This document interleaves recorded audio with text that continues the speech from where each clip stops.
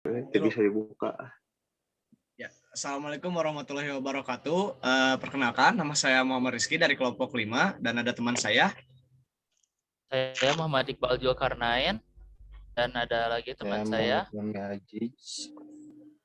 Dan saya Muhammad Iqbal Bahtiar dan ada lagi teman saya. Saya Rafli Adiansyah dan yang terakhir ada teman saya.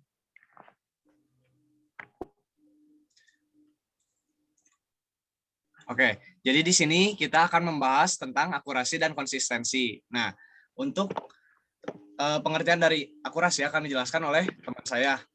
Nah, jadi ada tabel kontennya mulai dari awal sampai akhir.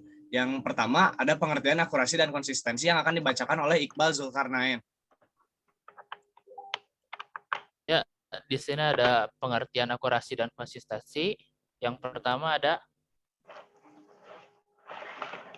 akurasi.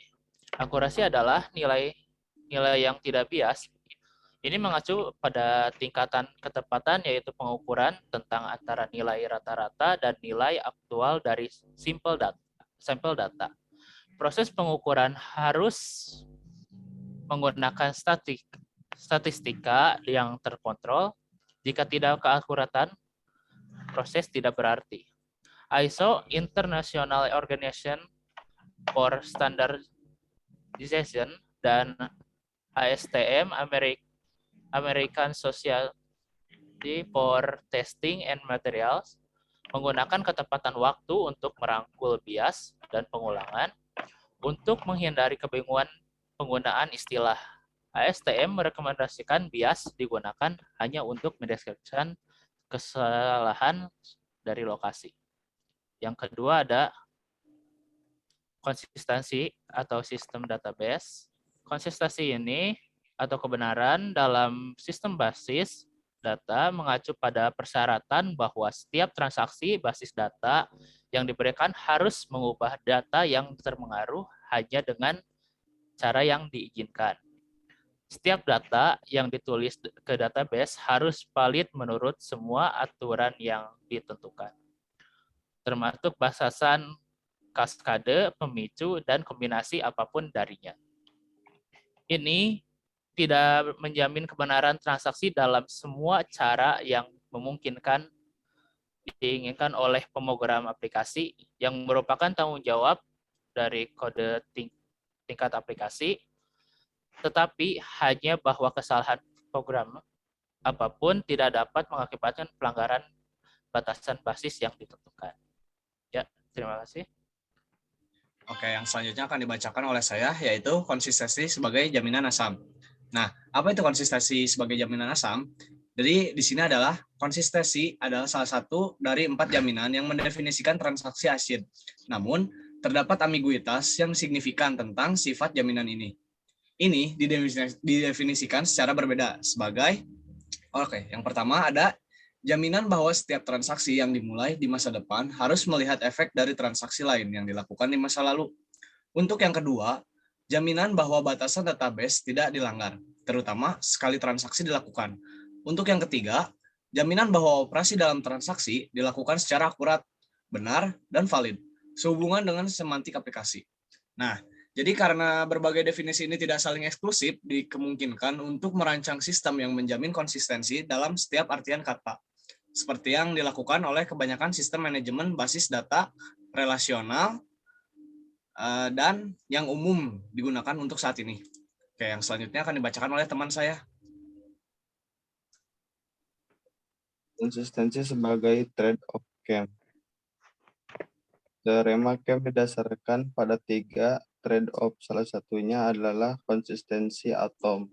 Disingkat menjadi konsistensi untuk akronim. Sebagai penulis catat membahas konsistensi atom agak berbeda dari berbicara tentang database ICID karena konsistensi basis data mengacu pada transaksi, sedangkan konsistensi atomik hanya mengacu pada properti dari urutan operasi permintaan, tanggapan, tunggal dan ia memiliki arti yang berbeda dari atom dan asid. Karena ia memasukkan gagasan basis data dari atom dan konsisten dalam teorema Kemp,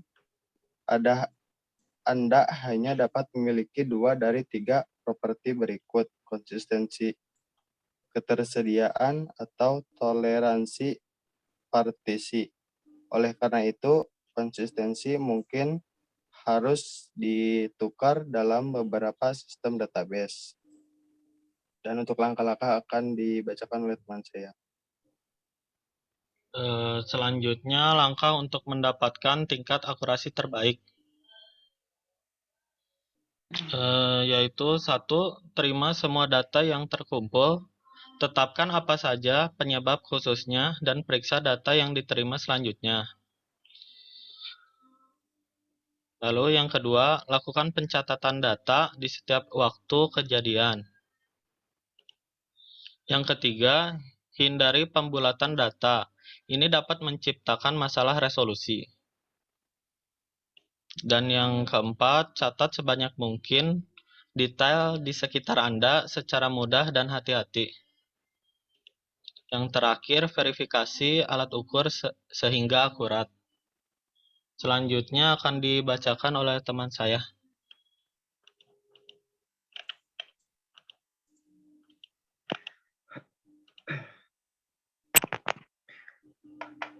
Yang selanjutnya ada jenis-jenis akurasi. Yang pertama, akurasi sendiri terbagi menjadi 2 bagian, yaitu offset dan linearity. Yang pertama offset, yaitu selisih nilai yang didapat dari hasil pengukuran alat dengan nilai sebenarnya. Istilah ini dipakai ketika kita mengkalibrasi alat ukur. Besar perbedaan antara alat ukur dengan nilai yang sebenarnya, inilah yang disebut offset. Yang kedua ada linearity, yaitu tingkat penyimpanan offset yang dalam range tertentu atau ukuran konsistensi bias selama rentang pengukuran. Misalnya, jika skala kamar mandi ketika mengukur seseorang dengan berat badan 150 pon atau bisa kita ubah dalam kilo menjadi 75 kilo adalah 10 pon atau 5 kilo, tapi berbeda dengan saat mengukur orang dengan berat badan 200 pon atau 100 kilo dan skala kamar mandinya menjadi 5 pon atau 2,5 kilo. Skala bias adalah non-linear yang berarti tingkat bias berubah tergantung penggunaan.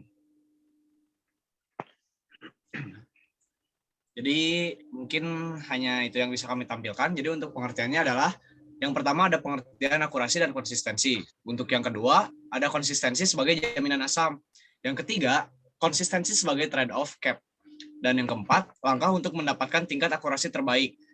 Untuk yang terakhir adalah jenis-jenis dari akurasi tersebut. Nah, jadi untuk semua yang kita dapatkan di sini, yang saya simpulkan, banyak sekali nilai untuk akurasi dan konsistensi dalam berbagai macam pengembangan. Jadi mungkin seperti itu saja.